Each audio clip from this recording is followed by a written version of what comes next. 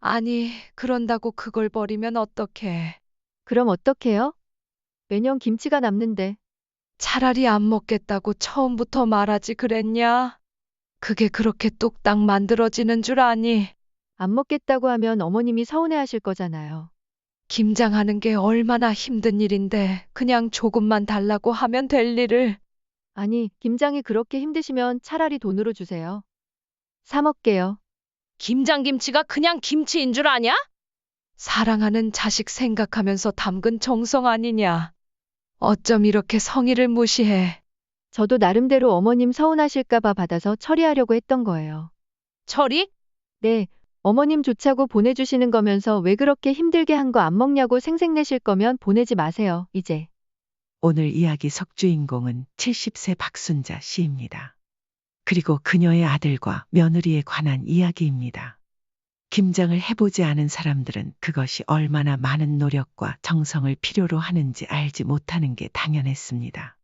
박 씨는 며느리 역시 그래서 그런 거라 생각하고 싶었지만 김장하느라 고생한 허리와 팔다리가 아직도 욱신거렸습니다. 며칠 동안 배추를 다듬고 씻고 절이고 버무리느라 허리 한 번 제대로 펴지 못한 채였는데 그 정성의 결과물이 쓰레기장에 처박혔다는 말을 들었을 때 피가 거꾸로 솟는 듯한 기분이었습니다. 그것도 단 한 번 열어보지도 않은 채로 박 씨가 몰래 챙겨 넣었던 돈 봉투와 함께 말입니다. 한 번은 며느리가 김치통 속에 든 돈 봉투를 발견하고 직접 전화를 걸어왔던 적도 있었습니다. 그때는 분명히 잘 받았다며 감사하다고 말하던 며느리였는데 이번엔 김치통조차 열어보지 않고 버렸다는 게 도저히 믿기지 않았습니다. 박 씨의 가슴이 떨려왔습니다. 김장 한번 도와달라고 하신 적 없잖아요. 어머님이 좋아서 하신 거잖아요. 왜 저희한테 그러세요? 며느리는 오히려 자신이 피해자라며 울먹였습니다. 박 씨는 아들과 며느리가 맛있게 먹어주던 모습만 기억하고 있었기에 해마다 김치를 담그고 보낸 죄밖에 없었습니다. 그런데 돌아오는 건 뜻밖에도 원망과 불만이었습니다. 매년 받아놓고 이제야 김치가 괴롭다고 말하는 며느리의 표정을 바라보며 박 씨는 말문이 막혔습니다. 모두가 불행한 이 김장을 박 씨는 왜 여태 고생을 무릅쓰고 해왔던 것인지 허망하기만 했습니다. 그 순간 박 씨의 머릿속에는 이미 세상을 떠난 친정어머니가 떠올랐습니다. 박 씨가 시집 온 후에도 어머니는 매년 김치를 담가 버스를 2번이나 갈아타고 찾아오곤 했습니다. 이거 김치다. 힘들어도 잘 챙겨 먹고 살아라. 항상 어머니는 짧게 말을 남기고는 금방이라도 쫓기듯 사라졌습니다.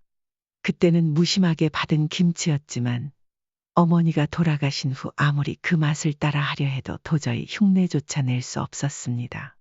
그래서 박 씨는 김치를 담글 때마다 친정어머니가 생각났습니다. 김치와 함께 전해지던 어머니의 사랑과 애틋함이 그리워졌습니다. 이제는 박 씨에게 김치를 챙겨주는 사람은 없었지만 대신 그녀가 챙겨줘야 할 자식이 생긴 것입니다. 아들이 독립한 후로도 박 씨는 해마다 정성스레 김치를 담가 택배로 보내주곤 했습니다. 혼자 사는 아들이 끼니를 거를까 염려되기도 했지만 무엇보다 아들이 박 씨가 담근 김치를 정말 좋아했기 때문입니다. 박 씨는 그렇게 김장을 해서 아들에게 나눠주는 것을 연례 행사처럼 여겼습니다. 그리고 그것은 아들이 결혼한 뒤로도 계속 이어졌죠. 아들이 결혼하고 얼마 지나지 않아 박 씨가 며느리에게 말했습니다. 내가 매년 김장을 하거든. 너 전에 집에 인사 와서 먹었던 그 김치 알지? 그걸 진영이한테 택배로 보내주는데 혹시 불편하면 얘기해. 요즘은 다 사 먹기도 하니까. 아니에요, 어머니. 저도 김치 좋아해요. 그리고 어머니 김치 정말 맛있던데요. 며느리가 웃으며 말했습니다. 박 씨는 속으로 다행이다 싶었습니다. 그런데 김장할 때 저희도 같이 가야 하나요? 조심스럽게 묻는 며느리에게 박 씨는 고개를 저었습니다. 아니야, 그럴 필요 없지. 가까운 거리도 아닌데 뭘 오겠어. 그럼 김장을 매년 혼자 하시는 거예요? 당연히 혼자 하지. 아, 그렇구나. 어쩐지 안심하는 듯한 며느리의 표정을 보니 박 씨는 웃음이 나왔습니다. 직접 해보지는 않았겠지만 김장이 힘들다는 것은 알긴 아는 모양이었습니다. 아들이 결혼한 뒤에도 그렇게 매년 김장을 해서 김치를 보냈습니다. 그런데 어느 날 며느리가 박 씨에게 전화해서 말했습니다. 어머니, 올해 김치 보내실 때 조금만 보내주세요. 매년 보내는 양이 결코 많지는 않았기에 박 씨는 조금 의아했습니다. 혹시 안 먹는 거면 솔직히 말해라. 아니요, 그게 아니라 저희 집에 김치 냉장고가 없어서요. 며느리는 다소 아쉬운 목소리로 말했습니다. 그 말에 박 씨도 마음이 조금 불편해졌습니다. 그럼 이번엔 조금만 보낼 테니까 그냥 일반 냉장고에 넣어놔. 사실 냉장고 자리도 좁아서 저희도 김치 냉장고 하나 살까 고민 중이거든요. 그거 참 좋은 생각이다. 근데 어머니, 요즘 김치 냉장고 가격이 얼마나 하는 줄 아세요? 엄청 비싸더라고요. 그래? 박 씨는 오래된 김치 냉장고를 쓰고 있어서 요즘 김치 냉장고가 얼마인지는 몰랐지만 TV 광고에서 나오는 냉장고들을 보면 굉장히 고급스러워 보여서 분명 비쌀 거라 생각했습니다. 그런데 너희 그렇게 김치를 많이 먹는 것도 아닌데 그 냉장고를 다 김치로 채우겠니? 아, 요즘은 김치만 넣는 게 아니에요. 채소나 과일도 넣을 수 있고 냉동실로도 사용할 수 있고요. 게다가 김치 종류별로 온도 조절도 다 따로 할 수 있다니까요. 신기하죠? 그러면서 한참을 김치 냉장고 자랑을 하는 며느리에게 박 씨가 넌지시 물었습니다. 그런 건 대체 얼마 정도 하니? 제가 알아보고 있는 건 한 290만 원 정도 해요. 뭐 그렇게나 비싸? 이 정도면 싼 편이에요. 더 비싼 건 400만 원 넘기도 하더라고요. 그렇구나. 그러면 내가 김치 냉장고 값은 보내줄 테니까 사서 김치 잘 넣어놓고 먹어라. 어머나, 정말요? 감사해요, 어머니. 며느리는 굉장히 기뻐했습니다. 그게 벌써 3년 전의 일이었습니다.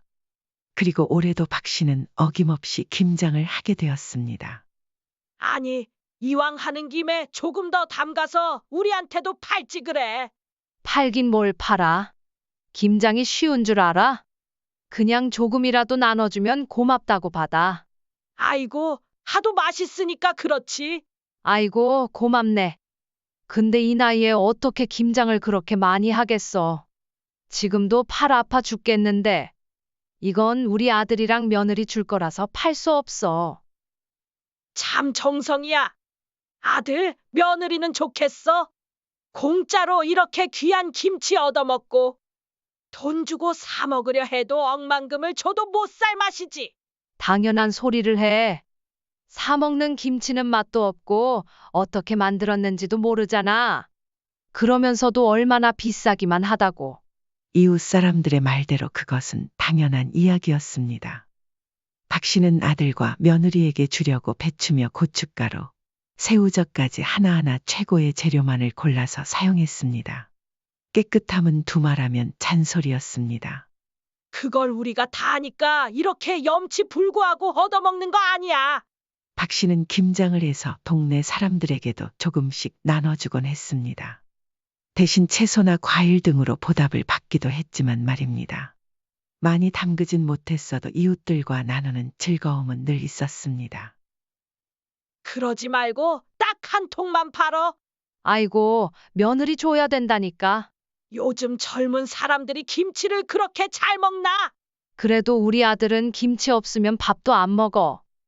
며느리도 내 김치가 제일 맛있다고 하더라니까. 박 씨도 언제까지 이렇게 김치를 담가서 나눠줄 수 있을지는 몰랐습니다. 어느 집처럼 200포기씩 하는 것은 아니었지만 한 번 일을 치르고 나면 허리가 부러질 것처럼 아팠고 어깨며 팔이며 무릎까지 성한 곳이 없었습니다. 겉보기엔 쉬워 보여도 보통 체력으로 감당할 수 있는 일이 아니었습니다. 그래도 올해는 유난히 김치가 잘 담가져서 더없이 뿌듯했습니다. 사 먹는 김치가 오히려 싸게 느껴질 만큼 최고급 재료만 듬뿍 넣어 만든 김치였죠. 박 씨는 흐뭇한 마음으로 며느리 몫을 챙겨서 아이스박스에 넣었습니다. 박 씨는 김치가 새지 않도록 단단히 신경 써서 담고 그 안에는 지퍼백에 따로 흰 봉투를 넣었습니다. 내년에 초등학교에 입학하는 손자 유찬이 책가방이라도 하나 사주려는 용돈이었습니다. 박 씨는 다음 날 아들에게 김치를 택배로 보냈습니다. 그런데 이틀이 지나도록 며느리에게 연락이 없어 먼저 휴대폰을 들었습니다. 유찬이 엄마야, 김치 잘 받았어? 네, 받았죠. 너무 맛있었어요. 아이고, 벌써 먹어봤어? 그럼요. 유찬이 아빠랑 같이 먹었어요. 그래, 혹시 먹다가 다 못 먹으면 김치찌개도 끓여 먹고 볶아 먹고 해. 이웃들이랑 나눠 먹어도 되고. 에이, 어머니, 저도 다 알죠. 잘 먹을게요. 그런데 며느리는 박 씨가 넣어둔 돈에 대해선 언급이 없었습니다. 박 씨는 조금 의아했지만 먼저 말을 꺼냈습니다. 그래, 거기 넣어준 돈으로 유찬이 가방 사줘. 네? 가방이요? 그래, 유찬이 내년에 학교 들어가잖니? 아, 네. 그래서 김치통 옆에 흰 봉투에 넣어놨잖아. 혹시 못 본 거야? 아, 안 여봤죠. 책가방 살게요, 어머니. 감사해요. 그런데 바로 다음 날 아들과 통화한 박 씨는 아들의 집에 직접 가기로 했습니다. 어차피 모레 병원에 올라오신다면서요? 그렇긴 한데 그냥 병원 갔다가 내려가지 뭐. 그러지 마시고 집에 들렀다 가세요. 뭘 또 들러? 그냥 병원만 갔다 오면 돼. 그래도 근처까지 오셨는데 집에서 밥이라도 한 끼 하고 가시면 좋죠. 아이고, 뭘 집에서 먹어. 그럼 나가서 사 먹자. 들를 테니까. 네, 그럼 터미널로 모시러 갈게요. 가까운데 뭘 와. 그냥 택시 타고 갈게. 알겠어요, 그럼. 전화를 끊고 나서야 박 씨는 김치 맛이 어땠는지 묻지 않았다는 걸 깨달았습니다. 하지만 당장 다음 날 만날 것이었기에 굳이 다시 전화를 걸진 않았습니다. 아들이 사는 곳은 박 씨가 사는 곳과 버스로 1시간 반 정도 거리였습니다. 터미널에서 내려 택시를 타니 곧 아들이 사는 아파트가 나왔습니다. 버스 정류장 앞 관리사무소 옆에 아들이 사는 백동이 있었고 1동 1층 현관 옆은 단지의 경로당과 붙어 있었습니다. 박 씨가 1층 현관 앞에서 배를 누르려 하는데 어디선가 맛있는 냄새가 솔솔 풍겨왔습니다. 마치 근처에서 잔치라도 열리는 듯했습니다. 냄새의 근원을 찾아 두리번거리던 박 씨의 눈에 문이 살짝 열려있는 경로당이 들어왔습니다. 박 씨가 배를 누르려다 말고 경로당 쪽으로 고개를 기웃거리자 마침 경로당에서 나오던 이웃 아주머니와 눈이 마주쳤습니다. 아, 맛있는 냄새가 나길래 무슨 잔치라도 하시나 해서요. 아이고, 여기까지 냄새가 나죠? 잔치는 아니고 어쩌다 김장김치가 생겨서 같이 싸 먹으려고 고기를 좀 삶았어요. 들어오셔서 한 입 하고 가세요. 아니에요. 저는 여기 사는 사람이 아니라서요. 아이고, 괜찮아요. 다 나눠 먹는 거죠. 어차피 공짜로 생긴 김치랑 고기인데요, 뭘. 거절하는 박 씨의 팔을 붙잡고 경로당 안으로 끌어당기며 말하는 아주머니의 말에 박 씨는 고개를 갸웃거렸습니다. 공짜로 생겼다고요? 그러자 그 아주머니가 비밀스러운 이야기를 하듯 목소리를 낮췄습니다.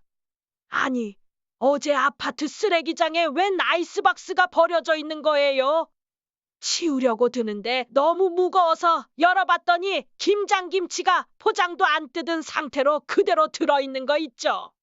아이스팩까지 멀쩡히 있고요. 어머나, 누가 그 아까운 걸 버렸대요? 글쎄 말이에요. 포장도 안 뜯었길래 버린 게 아니라 잠시 두고 간 건가 싶어서 관리사무소에서 방송도 했는데 아무도 찾아가질 않더라고요. 어떻게 일부러 버렸다고 확신하세요? 대화를 나누며 경로당 안으로 들어가니 사람들이 둘러앉아 고기를 맛있게 먹고 있었고 접시 위에는 먹음직스러운 김치들이 군데군데 놓여 있었습니다. 딱 보니까 택배 온 것 같은데 박스 테이프는 그대로고 송장 주소만 떼서 버린 거더라고요. 드셔보세요. 아주 맛있어요. 아니, 저는 괜찮아요. 주인이 찾으러 올까 싶어 방송을 얼마나 했는지 몰라요. 그런데 안 찾아가는 걸 보면 일부러 버린 거 맞죠 뭐? 아깝기도 하고 맛있어서 저희가 이렇게 먹고 있는 거예요. 박 씨는 속이 복잡해져 더 이상 말을 잇지 못했습니다. 아이고, 저는 아들이 기다려서요. 얼른 가봐야겠어요. 맛있게 드세요. 쓰레기장에서 주웠다는 출처 모를 김치를 먹는 게 마음에 걸렸던 박 씨는 고기 한 점만 먹고 자리에서 일어나 인사를 건넸습니다. 하지만 아파트 계단을 오르는 내내 마음이 불편했습니다. 박 씨 또한 아들 부부에게 김치를 보내는 입장이었기에 누군가 정성껏 만든 김치가 쓰레기처럼 버려져 낯선 사람들 입으로 들어가는 상황이 남의 일 같지 않았습니다. 그렇게 고개를 절레절레 흔들며 아들 집 현관 앞에 도착하자 마침 아들이 문을 열어주었습니다. 유찬이 엄마는 유찬이랑 잠깐 나갔어요. 금방 들어올 거예요. 제가 엄마 오신다고 말하는 걸 깜빡했어요. 아이고, 놀랐겠네. 괜찮아요. 근데 아까 1층이라고 하시더니 왜 이제 올라오세요? 전화 드리려던 참이었어요. 아이, 밑에 경로당에서 사람들이 보쌈을 먹고 있더라고. 김치랑 같이. 뜬금없는 소리에 아들이 어리둥절한 표정을 지으며 웃었습니다. 아, 그런데 너희 김치 잘 받았지? 김치요? 그래, 이번에 김장한 거 맛 어땠어? 아, 택배 보내셨어요? 아직 안 온 것 같은데요? 뭐? 유찬이 엄마는 맛있게 먹었다던데? 아, 제가 없을 때 먹었나 보죠. 분명 전화 통화할 때는 아들과 함께 먹었다던 며느리의 말이 떠올라 박 씨는 갑자기 가슴이 철렁 내려앉았습니다. 그 순간 문득 떠오른 생각에 박 씨는 굳은 표정으로 아들에게 물었습니다. 나 잠깐 나갔다 올게. 어딜요? 아, 그냥 앞에 산책 좀 하려고. 박 씨는 마음이 급해져 서둘러 1층으로 향했습니다. 아들의 말을 듣자 아까 경로당에서 들었던 이야기가 머릿속에 선명히 떠올랐기 때문입니다. 경로당 문 앞에 다가간 박 씨는 조심스레 노크를 하고 문을 열었습니다. 좀 전에 고기를 권했던 여자가 박 씨를 보자 자리에서 일어나 물었습니다. 어머, 한입 하시려고요? 아니요, 뭐 좀 여쭤보려고요. 혹시 그 김치가 들어있었다던 아이스박스요? 그것 좀 볼 수 있을까요? 아이고, 그건 어제 벌써 내다 버렸는데요. 허탈하게 어깨가 축 늘어진 박 씨는 혹시나 싶어 다시 물었습니다. 그 아이스박스에 김치만 들어있었나요? 그러자 여자는 눈을 휘둥그레 뜨며 놀란 듯 말했습니다. 아니요, 다른 것도 들어있었는데, 아니, 그걸 어떻게 아세요? 혹시 30만 원인가요? 아, 맞아요? 그 순간 옆에서 식사를 하던 남자가 끼어들었습니다. 안 그래도 지금 그 얘기를 하고 있었어요. 아무래도 그 김치를 버린 사람이 백일동 5층에 사는 여자 같더라고요. 아들이 사는 집이었습니다. 그 여자가 항상 음식물 쓰레기통에 김치를 버리더니 이번엔 통째로 버렸나 봐요. 아무튼 누가 그 여자 놓고 가는 걸 봤다고 하더라고요. 지금이라도 돌려줘야 하나 싶어서 고민했는데 뭐, 이젠 먹어버린 걸 어째요? 그래도 돈이 있었잖아요. 버린 거지 뭐. 고기 잘 먹고서 엉뚱한 소리예요. 그래도 좀 찝찝하지 않아요? 아이고, 뭐가 찝찝해요. 방송을 그렇게나 했는데도 안 찾아간 걸요. 그러던 중 여자가 다시 박 씨에게 물었습니다. 근데 혹시 아는 사람이세요? 아, 아니에요. 저는 그냥 박 씨는 차마 자기 며느리라고 말하지 못하고 허둥지둥 경로당을 빠져나왔습니다. 김치와 함께 넣어두었던 돈도 이미 써버린 듯했고 그렇다고 자신의 돈을 돌려달라는 말도 하지 못했습니다. 그대로 박 씨는 경로당 앞 벤치에 앉아 하염없이 먼 곳만 바라보았습니다. 지금 이 상태로 바로 아들의 집으로 올라갈 수는 없었습니다. 아들의 반응을 보니 택배가 왔던 것조차 모르고 있었고 그 말인즉 며느리가 택배를 받자마자 김치를 통째로 버렸다는 것이었습니다. 박 씨는 마음이 너무나 복잡하고 혼란스러웠습니다. 매년 잘 먹겠다고 맛있었다고 환하게 웃으며 받던 며느리가 이런 식으로 박 씨의 마음을 버렸다는 것이 믿기지 않았습니다. 이럴 줄 알았다면 애초에 김치를 보내지 않았을 텐데 며느리는 냉장고에 공간이 없다며 김치 냉장고까지 사달라고 했고 박 씨는 아무런 의심 없이 선뜻 사줬습니다. 박 씨는 여전히 욱신거리는 자신의 팔과 다리를 바라보았습니다. 김장을 하느라 무리했는지 허리도 여전히 아팠습니다. 그렇게 정성스럽게 만든 김치가 낯선 사람들의 입속으로 들어갔다는 게 너무 서글펐습니다. 쓰레기장에서 주운 것이라며 맛있다고 즐겁게 먹던 모습들이 자꾸만 떠올라 눈물이 핑 돌았습니다. 박 씨는 하늘을 올려다보며 눈을 깜빡이며 눈물을 애써 참았습니다. 어째서 그랬는지는 몰라도 박 씨는 당장 아들과 며느리의 얼굴을 쳐다보기 힘들 것 같았습니다. 하지만 그렇게 앉아있던 박 씨의 시야에 보고 싶지 않은 얼굴이 들어왔습니다. 어머니, 왜 여기 앉아 계세요? 손자와 함께 돌아오던 며느리가 다가와 물었습니다. 아, 그냥 잠깐 산책 좀. 갑자기 어쩐 일이세요? 내일 병원 예약이 있어서 왔다가 그냥 잠깐 들렀어. 유찬이 아빠가 밥 한 끼 하고 가라고 해서. 며느리는 아들에게 전화를 걸었는지 곧 아들이 외투를 챙겨 입고 내려왔습니다. 이 앞에 갈비집이 괜찮아요. 걸어서 가죠. 손자 유찬이는 갈비를 먹을 생각에 신이 나 있었지만 박 씨는 아무 말 없이 묵묵히 따라 걸었습니다. 어머, 어디서 맛있는 냄새가 나네요? 그러게 배고프다. 앞서 걷던 아들과 며느리 뒤에서 박 씨가 갑자기 며느리에게 말을 꺼냈습니다. 유찬이 엄마, 그 돈으로 유찬이 가방 샀니? 아, 아직요. 그 돈이면 충분하지? 그럼요. 20만 원이면 충분하죠. 엄마가 돈을 보내셨어요? 아, 그런 일이 있어요.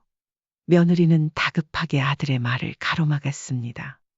그 순간 박 씨의 얼굴이 얼음장처럼 차갑게 굳어졌습니다. 그런데 지금 진동하는 이 냄새가 뭔지 아니? 아까 엄마가 말하신 거 아니에요? 경로당에서 고기랑 김치를 먹는다던. 그러자 며느리가 당황하며 경로당 쪽을 쳐다보았습니다. 누가 아파트 단지에 김치를 버렸다더라. 택배를 통째로. 그래서 경로당 아주머니들이 그걸 주워다가 파티를 하더라. 김치를 통째로 버렸다고요? 와, 그걸 버린 사람도 대단하고 주워다 먹는 사람도 참. 그 김치통 안에 돈까지 들어있었다던데. 정말요? 아들은 신기하다는 듯 웃었지만 며느리의 얼굴은 점점 창백해졌습니다. 누가 정성 들여 보내준 김치를 포장도 안 뜯고 버렸다는 거야. 너희는 어떻게 생각하니? 어떻게 생각하긴요? 천벌받을 사람이죠. 보통 부모님들이 보내주시잖아요. 그런 건. 그렇지, 나처럼 말이야. 박 씨가 혼잣말처럼 중얼거리자 며느리가 퍼뜩 고개를 돌려 박 씨를 바라보았습니다. 근데 나도 얼마 전에 너희한테 김장김치를 보냈거든. 그런데 유찬이 아빠는 왜 그걸 몰라? 그제서야 아들이 며느리를 바라보았습니다. 아, 아니에요. 받았어요. 김치 냉장고에 잘 넣어놨어요. 제가 당신한테 말을 깜빡했나 봐요. 돈도 잘 받았어요. 그래? 그 김치에 20만 원이 들어있었다고 했지. 네, 아까 어머님이 그렇게 말씀을. 내가 깜빡했는데 말이야. 사실 내가 넣은 건 분명히 30만 원이었거든. 아들이 이상한 낌새를 느낀 듯 했습니다. 여보, 그게 정말이야. 아, 그런 거 아니야. 나도 잠깐 착각했나 봐. 경로당에서 사람들이 그러더라. 백일동 5층 사는 여자가 항상 음식물 쓰레기통에 김치를 버리더니 올해는 아예 택배 박스째로 버렸다고 말이다. 심지어 방송을 해도 끝까지 나타나지 않더라지. 여보, 진짜야. 아들이 다소 화난 목소리로 묻자 며느리는 더는 변명하지 못하고 입술을 꽉 깨물었습니다. 그렇게 한동안 무거운 침묵이 흐르자 결국 며느리가 입을 열었습니다. 그게 집에서 밥을 잘 안 먹으니까. 아니, 그런다고 그걸 버리면 어떡해? 그럼 어떡해요? 김치가 남는데. 차라리 안 먹겠다고 처음부터 말하면 될 거 아니냐. 그게 그렇게 뚝딱 만들어지는 줄 아니? 안 먹겠다고 하면 어머님이 서운해하실 거 아니에요. 김장 담그는 게 얼마나 힘든 일인데 그냥 조금만 달라고 하면 될 일을. 그러자 며느리가 눈을 부릅뜨며 쏘아붙이듯 말했습니다. 어머님이 이웃이랑 나눠 먹으라고 하셨잖아요. 어머님 말씀대로 같은 아파트 사람들이 먹었다니까 그럼 된 거 아닌가요? 당신 그걸 지금 말이라고 해? 아니, 김장이 그렇게 힘드시면 차라리 돈으로 주세요. 그냥 사 먹게요. 김장김치가 그냥 김치인 줄 아냐? 사랑하는 자식 생각하면서 만든 정성이고 마음 아니냐. 김치는 그냥 김치죠 뭐. 뭐야, 어쩜 이렇게 사람 성의를 무시해? 그럼 왜 김치 보내달라면서 김치 냉장고까지 사달라고 그랬어? 그건 당신 진짜. 그만해요. 저도 나름대로 어머님 서운하실까봐 받아서 처리하려고 했던 거예요. 철이? 네, 어머님 좋자고 보내주시는 거면서 힘들게 했다고 왜 안 먹냐고 생색내실 거면 차라리 보내지 마세요, 이제. 너 정말 너무한다. 뭐가 그렇게 잘못된 건지도 모르고 너는 마치 피해자처럼 말하는구나. 며느리는 고개를 숙인 채 이마를 손으로 문질렀습니다. 골치가 아픈 듯 했습니다. 그렇게 싫다면 앞으로는 안 보내마. 그리고 진작 그렇게 말했다면 이렇게까지 섭섭하진 않았겠지. 경로당에 한번 가봐라. 고기 사고 남은 돈이라도 좀 남아 있을 테니까. 엄마, 죄송해요. 아들이 작게 사과했지만 며느리는 끝내 고개를 들지 않았습니다. 박 씨는 더 이상 그 자리에 서 있을 수 없었습니다. 그런 아들과 며느리를 뒤로 한 채 박 씨는 홀로 천천히 아파트 단지를 빠져나왔습니다. 병원에 가려던 목적도 접어둔 채로 그대로 집으로 돌아가기로 마음을 바꾸었습니다. 그렇게 혼자 돌아가는 길이 박 씨에게는 참으로 쓰라리고 씁쓸했습니다. 추운 날씨가 유독 더 춥게 느껴졌습니다. 그리고 그날 밤 박 씨는 심한 몸살이 나서 크게 앓았습니다. 며칠간 무리하기도 했고 마음의 충격까지 받아서인지 머리와 가슴이 뜨거워졌고 누운 채로 일어날 수가 없었습니다. 그런 박 씨에게 아들이 전화를 걸어왔습니다. 엄마, 정말 죄송해요. 전혀 몰랐어요. 이제 김치 안 보내주셔도 돼요. 엄마 힘들게 하면서 얻어먹는 것도 마음이 불편했는데 결국 고생은 고생대로 하시고 상처만 드렸네요. 엄마도 이제 연세 있으시니까 저희는 신경 쓰지 마세요. 애 엄마도 지금 많이 반성하고 있어요. 아들의 침울한 목소리에 박 씨는 조용히 한숨을 내쉬었습니다. 엄마 김치는 여전히 좋아해요. 근데 이렇게 엄마한테 못할 짓 할 거면 차라리 안 먹는 게 맞는 것 같아요. 그래, 알았다. 이제 안 보내마. 그렇게 아들과 통화를 마치고 얼마 후 이번엔 며느리에게서 전화가 왔습니다. 전화기 너머로 며느리는 한참을 침묵하다가 조심스레 입을 열었습니다. 어머니, 정말 죄송해요. 제가 그러려고 그런 건 아니었어요. 그날 제가 드린 말은 너무 당황스럽기도 하고 조금 억울하기도 해서 제 속마음과 달리 막말이 나온 것 같아요. 박 씨가 아무 말도 하지 않자 며느리는 다시 말을 이었습니다. 김치를 많이 보내지 마시라고 제가 미리 잘 말씀을 드렸어야 했는데 죄송해요. 아니다. 나도 괜히 내 마음만 강요했던 것 같다. 그게 싫은 줄을 몰랐구나. 주변 사람들이 모두 김치가 맛있다고 아들과 며느리가 부럽다고 했기에 박 씨도 당연히 아들 내외가 자신의 정성과 사랑을 달가워할 거라 착각했던 것이었습니다. 결국 박 씨는 아무도 원치 않았던 일을 하며 혼자만 의미 없는 발버둥을 친 셈이 되었습니다. 싫었던 건 아니에요. 어쨌든 고생해서 보내주신 걸 제가 버린 건 정말 잘못했어요. 지금 많이 반성하고 있어요. 그리고 어머니, 그 30만 원은 제가 보내드릴게요. 됐다. 유찬이 가방이나 사줘라. 며느리가 훌쩍거리는 소리가 소화기 너머로 들려왔습니다. 박 씨는 다시 한번 깊은 한숨을 쉬며 말했습니다. 김치를 그렇게 버린 건 잘못된 거지만 나도 많이 생각했다. 앞으로는 이런 일로 얼굴 붉히지 말자. 네, 어머님. 며느리와의 대화를 그렇게 마무리 지었지만 박 씨의 가슴은 여전히 텅 빈 것처럼 허전했습니다. 쓰레기장에 버려진 김치가 그녀에게 준 충격은 꽤나 컸습니다. 시간이 지나면 잊혀지겠지만 그때까지는 시간이 더 필요할 듯했습니다. 아들과 며느리는 미안한 마음이 들었는지 한동안 박 씨에게 무척 신경을 썼습니다. 며느리는 평소 잘하지 않던 전화도 자주 하며 안부를 묻고 나름대로의 사과를 하려 노력하는 듯했습니다.